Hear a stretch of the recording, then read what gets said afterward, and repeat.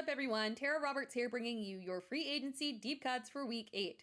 We've got a lot to cover, so let's go ahead and jump right into it. At quarterback, we are going with my favorite streamer, Daniel Jones, of course. I just can't quit him, especially when the matchup is this juicy. I know we keep thinking that Kansas City has to turn things around at some point, and I'm sure they will, on offense, but I have a hard time believing that they'll be able to turn things around on defense. So I am still attacking teams that are playing against Kansas City. Last week against Carolina, Jones went 23 of 33 for 203 yards, 1 touchdown, and 28 rushing yards on the ground. Modest, but certainly streamable. And the game didn't exactly require much effort because Carolina could only manage 3 points. So expect another solid performance from Daniel Jones. Moving on to running backs, and I've got 2 guys for you.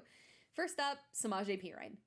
Joe Mixon had very heavy usage at the beginning of the season, suffered an injury, and has come back on strong. But it seems like Kansas City is trending towards not overusing Mixon if it isn't necessary. They're a strong team, looking playoff bound. Why put a heavy workload on your superstar running back when you don't have to? Last week, in their blowout victory against Baltimore, Mixon saw 12 carries, and Perine saw 11 carries for 52 yards and 1 touchdown, and 1 reception for 23 yards. The game against the Jets could go a very similar direction, and Perine could see solid usage in a blowout, worthy of a flex or bye-week fill-in. Another running back who is the secondary option on his team, but potentially very usable, is Brandon Bolden.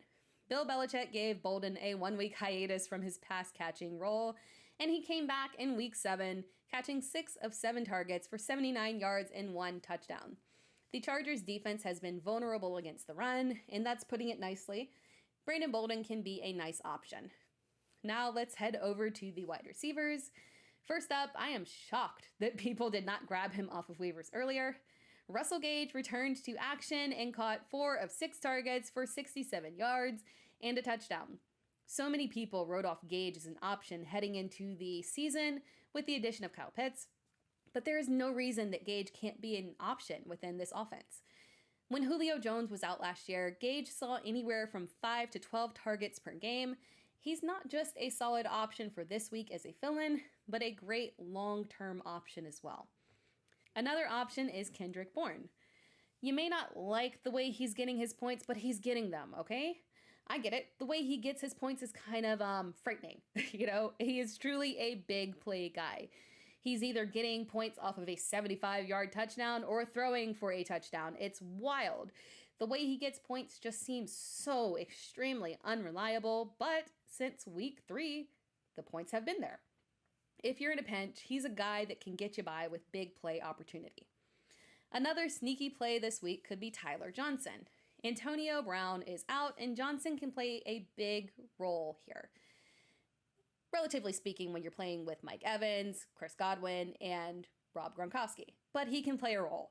It's definitely a gamble, and I would prioritize some of the other guys that I mentioned here, but if you are in a deep league and you need to find a player with potential upside tied to a great offense, this is probably a good one to target.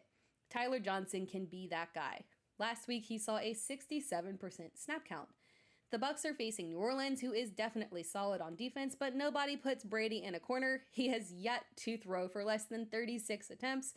I don't see that changing. So the upside is there for Johnson. And we will wrap things up with a guy at tight end who I think people are just really undervaluing and overlooking.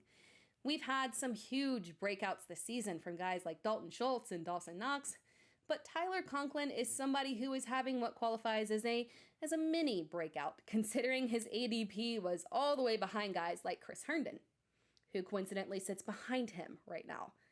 Conklin sees anywhere from 3 to 8 targets per game and is capable of putting up decent yardage in the right game script.